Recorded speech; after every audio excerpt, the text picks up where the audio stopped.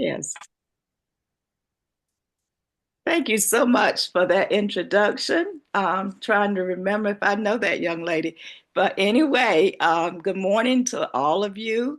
And this morning, I am going to bring to you some information that's related to women and heart disease. As the chair of the Women in NAACP Raleigh Apex office, we are responsible for educating women in the NAACP, and one of the initiatives is HELP. So, with this being Heart Month, I've decided to provide some information about Go Red for Women. And so I do have a presentation, a PowerPoint that I will be talking from, and I'm going to share that with you now. If that's okay. Let's see if I can get that. I'm still new at trying to get things to work, so be a little patient with me. Okay. Can everybody see that? Yes, ma'am. Okay, let me get it in the. Okay, here we go. So, my topic is Go Red for Women. And even though I'm talking about women and heart disease, we know that heart disease affects everyone, males as well.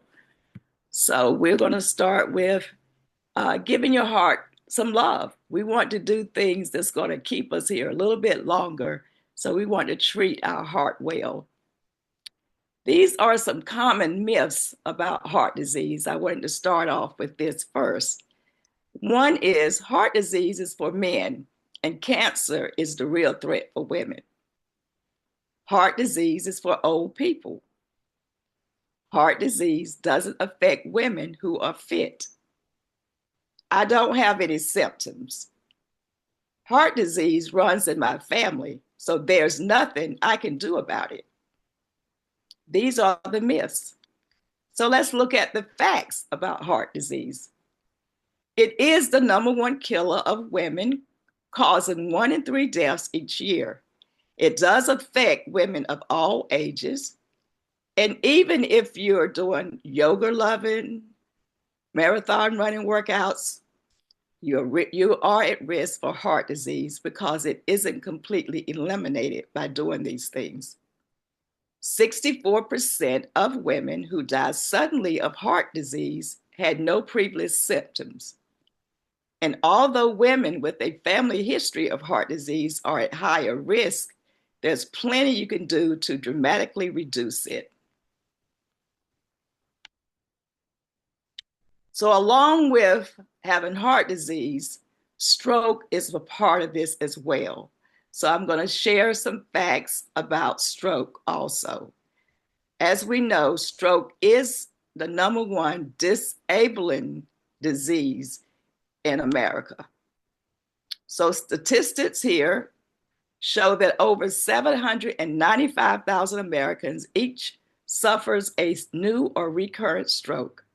That means on an average, a stroke occurs every 40 seconds. It kills more than 137,000 people a year, and that's about 1 of every 18 deaths. Again, it is the leading cause of death and disability in the United States. On an average, someone dies of stroke every 4 minutes. About 40% of stroke deaths occurs in males and 60% in females. Among Mexican Americans aged 20 and older, 2% of men and 2.7% of women have had a stroke. So, tips to go red, get fit. Prevention is the key to changing our outcomes. We want to take control of your health now by knowing your numbers. So, how many people know it's very important when you go to your doctor and they're giving you your blood pressure, your cholesterol, going over your lab results, how important it is for you to know these numbers and to ask the right questions. So oftentimes people go to the doctor and they really don't understand. I've found that throughout my years of experience working as a nurse. a lot of times patients don't really understand what they're being told. So sometimes it's good to kind of take a friend along with you, a family member, to be there and be an advocate for you. But you've got to advocate for yourself as well when asking these questions. So know your numbers. Blood pressure is a key. It's a risk of leading to heart disease. The normal now is to maintain your blood pressure around 120 over 80. But 120 over 80 is not the norm for everybody.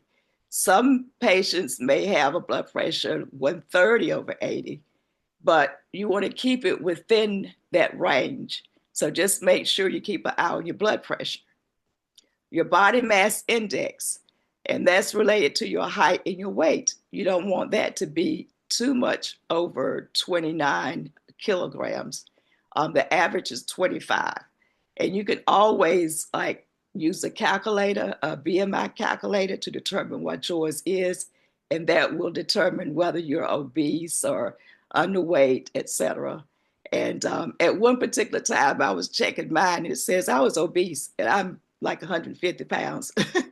But anyway, it depends on your height and your weight. Your fasting blood sugar should be less than 100. And then the cholesterol, your total cholesterol. The good cholesterol, it should be graded 60. That's the HDL, if you've heard about that. And then your bad cholesterol, which is the LDL, should be less than 100. The total cholesterol should be less than 200. So if you hear that number, you're good. So physical activity is recommended for adults.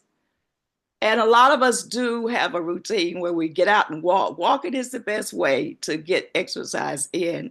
Some people go to the gym, but get at least 150 minutes per week. You want to add moderate to high intensity muscle strengthening activity.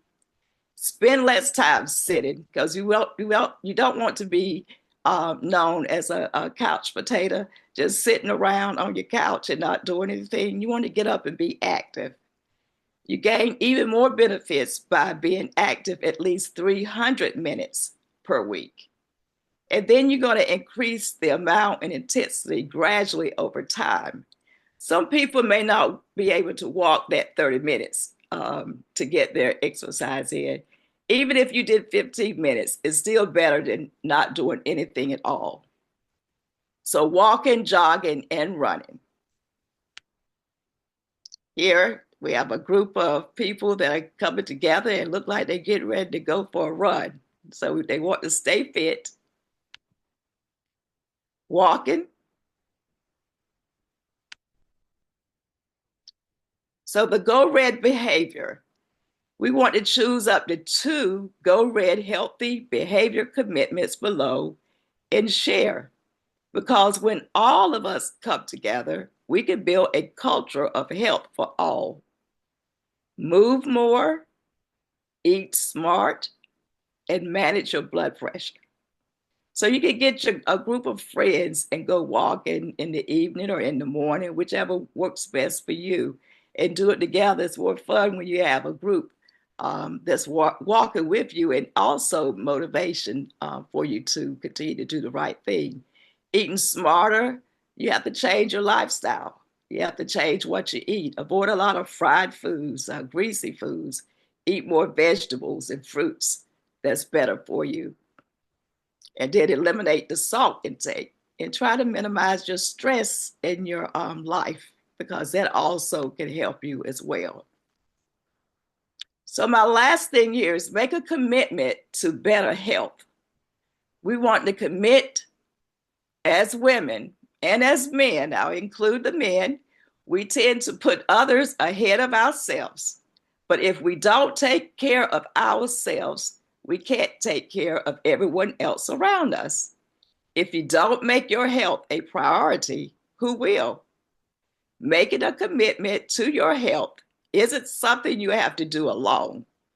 Invite your tribe to achieve better health goals with you, and make a Go Red healthy behavior commitment today. So go red, get fit.